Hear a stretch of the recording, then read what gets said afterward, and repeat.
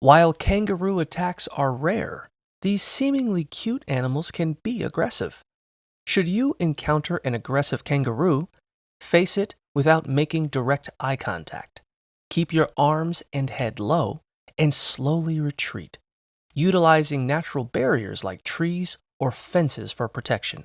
A quick, deep cough can signal submission if it approaches, and if escape isn't possible, crawling away on your hands and knees can minimize a perceived threat.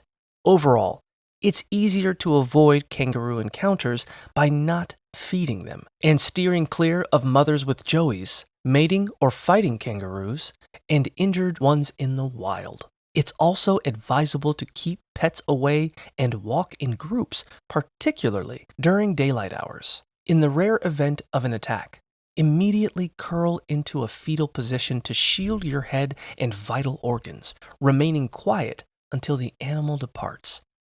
Kangaroos are a protected species, so avoid physical contact as much as possible.